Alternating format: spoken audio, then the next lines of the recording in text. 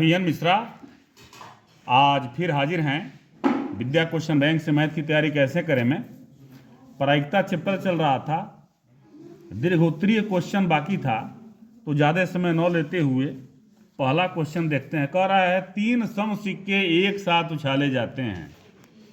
मैंने समझिए 3 सिक्का एक साथ उछाल दिया गया तो क्या क्या संभावना बनेगी ये देखिए। या तो तीनों यच यच यच आ जाएगा, होगा, या तो यच यच टी आ जाएगा, या यच टी यच। अब यच टी यच, यच माने हेड, या तो हेड हेड हेड आ जाएगा, हेड हेड टेल आ जाएगा, हेड टेल हेड आ जाएगा, या टेल हेड हेड आ जाएगा, या हेड टेल टेल आ जाएगा, या टेल हेड टेल आ जाएगा, या टेल टेल हेड आ जाएगा, या टेल टेल टेल आ जाएगा। 1 2 3 4 5 6 7 8। देखिए कुल संभव परिणाम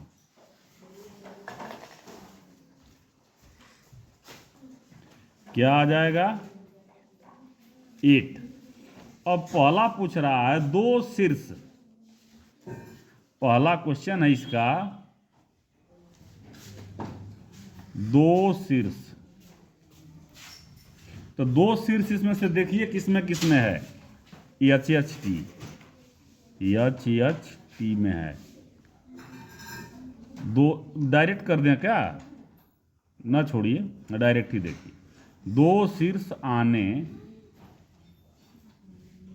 की प्रायिकता, कुल संभव परिणाम तो हो गया 8। अब देखिए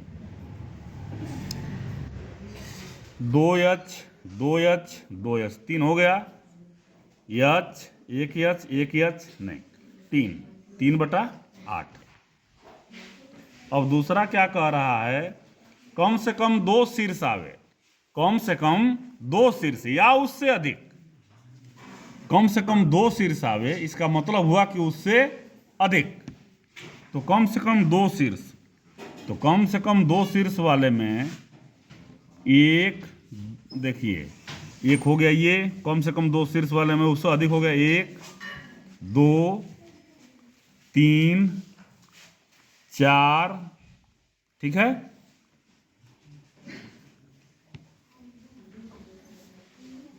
बस ये हो जाएगा, लिखेंगे कम से कम 2 शीर्ष आने की प्रायिकता। कुल तो 8 है और कम से कम कितना आया है 2,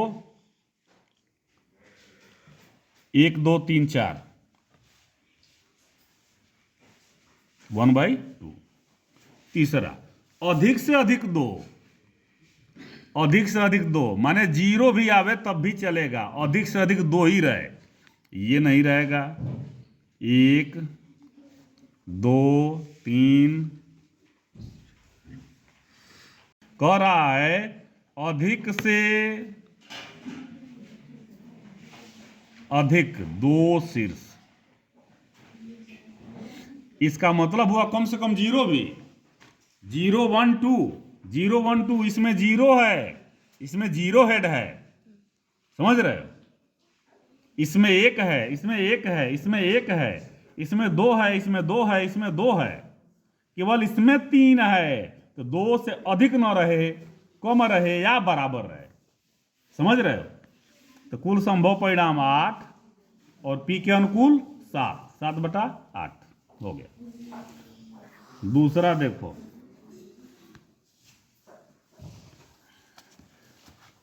इसी में समझ लीजिए, एक बक्से में लाल गेंद 200, पीली गेंद, लाल गेंद 100, 200 पीला 50 नीला। कुल संभव परिणाम निकाल दीजिए, 350 हो गया, तीनों को जोड़ दिया, ठीक है। अब ये गेंद नीली है, गेंद नीली है माने 200/350, ठीक, गेंद पीली नहीं है, गेंद पीली नहीं है। क्या कह रहा है? ये गेंद नीली है तो नीली 50 है ना, 50/350, ओके।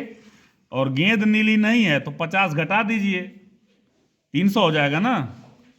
तो 300, गेंद पीली नहीं है तो 200 घटाइए, पीला 200 है ना, तो 150 बच जाएगा, 150/350। और क्या कह रहा है? न पीली है न नीली है, यानी कि लाल है, 100/350, ठीक है। हल कर दीजिएगा। अब ये देखिए, एक पासे को 2 बार फेंका जाता है, इसकी क्या प्रायिकता होगी कि जब 2 बार फेंका जाता है तो क्या क्या आने की संभावना? 1 1, 1 2, 1 3, 1 4, 1 5, 1 6, ये सब दिया हुआ है, ठीक है। अच्छा, अब 5 किसी भी बार में 9 आए तो जितना 5 है घेर दिया है ये, ठीक है। 1 2 3 4 5, 1 2 3 4 5 6, 6 पचे 1 2 3 4 5 6, 36 कुल संभावनाएं बन रही हैं। कुल संभव परिणाम 36। 5 जिसमें नहीं आएगा, आप काउंटिंग कर लीजिए, 1 2 3 4 5 6 7 8 9 10, 10 नहीं आएगा। एक यहाँ 11 है, 11 नहीं आएगा। जब 11 नहीं आएगा, 36 में से 11 घटाइए, यानी कि 11 घट गया तो 25 में 5 बिल्कुल नहीं आएगा, तो 25/36। कम से कम एक बार 5 आने की प्रायिकता, यानी कि 11/36। जब 25 बार में नहीं आएगा तो 11 बार में आएगा। बात समझ में आ गया? तो ये आपका प्रोबेबिलिटी समाप्त हो गया। यहां प्रायिकता आपका खत्म हो गया। अब 2 चैप्टर बचता है, निर्देशांक ज्यामिति और त्रिभुज। तो पहले निर्देशांक ज्यामिति देखते हैं। ये 10th का निर्देशांक ज्यामिति तभी समझ में आएगा कि जब थोड़ा सा 9th के ज्यामिति पर हम विचार कर लेंगे निर्देशांक। तो सबसे पहला चीज ये देखिए, ये है x अक्ष और ये है y अक्ष, ठीक है। अब इसमें आइए, रास्ता आपका ये है, ये है, ये है, ये है। इसमें आने के लिए या तो इसमें आएंगे या फिर इधर चलेंगे, तब इसमें आएंगे ना। इधर की दूरी होती है प्लस, इधर की दूरी होती है माइनस, ऊपर की दूरी होती है प्लस, नीचे की दूरी होती है माइनस। समझ गए? एक और बनाइए, यह x अक्ष है, ये y अक्ष है। x अक्ष पर चली गई दूरी को कहते हैं, ये पूरा x अक्ष पर चली गई दूरी है ना, इसको कहते हैं भुज। और y अक्ष पर ये चली गई दूरी को कहते हैं कोटि, ठीक है। फिर यहां एक बनाइए। अब आइए, इसमें आने के लिए ये प्लस चलेंगे और फिर ऊपर प्लस चलेंगे, यानी कि इसका कोऑर्डिनेट होता है प्लस प्लस। इसमें आने के लिए पहले माइनस चलेंगे और फिर चलेंगे ऊपर, यानी कि प्लस। इसमें आने के लिए इसमें चलेंगे, इसमें चलेंगे, यानी कि माइनस माइनस। और इसमें आने के लिए पहले इसमें चलेंगे प्लस माइनस। फिर बना लीजिए यहां। अब प्रथम चतुर्थांश में ये पल है ना, यहां देखिए, यहां आना है और इसी में है।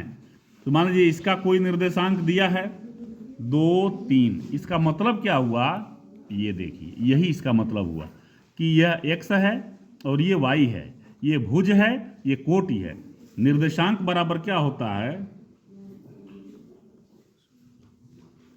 भुज कामा कोटि।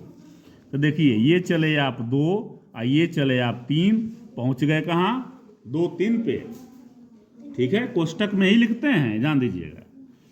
अच्छा, अब मान लीजिए यहाँ कोई बिंदु ये A है और ये B है, इसका निर्देशांक है 5 2। इसके बीच की दूरी निकालनी है तो एक फार्मूला होता है AX1 Y1 तथा B, इसका निर्देशांक है x2 y2 के बीच की दूरी बराबर क्या होता है? फार्मूला पढ़े ही होंगे आप, बुक में पढ़े होंगे, तो मैं बता रहा हूं, x1 माइनस x2 का whole square plus y1 minus y2 का होल स्क्वायर करनी में निकल जाएगा। अच्छा, अब आइए, इसके बाद से आता है अंतः विभाजन। अंतः विभाजन करने वाले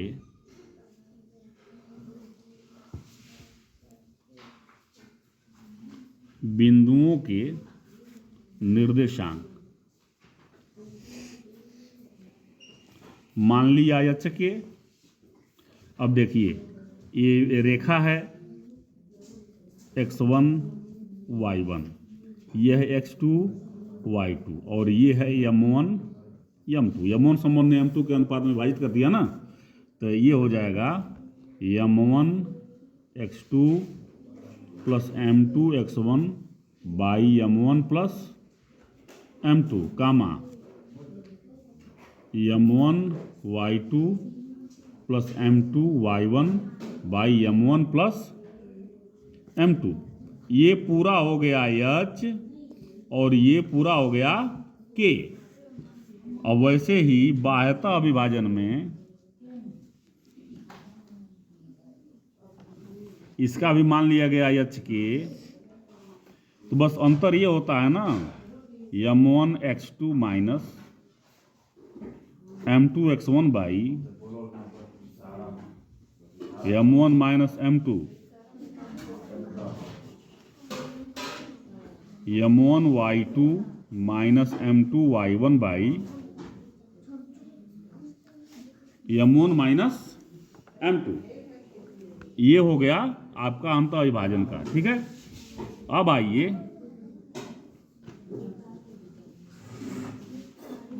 कोई रेखा है ए बी, यह है x1 y1, यह है x2 y2, मध्य बिंदु का P है तो P का निर्देशांक, मध्य बिंदु के निर्देशांक क्या होता है x1 plus x2 by 2 y1 plus y2 by 2। अब अगला फार्मूला है केंद्रक। केंद्रक के निर्देशांक। केंद्रक माने क्या होता है, तो केंद्रक किसे कहते हैं, जैसे मान लीजिए कि इसका मध्य बिंदु ये आ गया, ठीक है, इसका सम्मुख शीर्ष यहां से मिला दिया, इसका मध्य बिंदु यहां है, अब इसके सम्मुख शीर्ष से यहां से मिला दिया, इसका मिड पॉइंट यहां है और सम्मुख शीर्ष से मिला दिया। ये जो एक पॉइंट पे मिलते जाते हैं केंद्रक है P। इसका मान लीजिए त्रिभुज है, शीर्ष है इसका x1 y1, इसका है x2 y2, इसका है x3 y3, A B C। तो त्रिभुज के केंद्रक के निर्देशांक हो जाएगा x1 plus x2 plus x3 by 3 y1 plus y2 plus y3 by 3। ठीक है, यह आपका केंद्रक का फार्मूला हो गया। अब हम क्वेश्चन की बात करेंगे, तो इतना फार्मूला आप करिएगा और लर्न कर लीजिएगा एक तरह से। इसे लर्न नहीं करेंगे तो परीक्षा में फार्मूला नहीं मिलता है, लर्न करना ही होगा किसी भी हालत में। तो इसको आप लर्न करें और फिर कल हम क्वेश्चन शुरू करेंगे। तब तक के लिए धन्यवाद।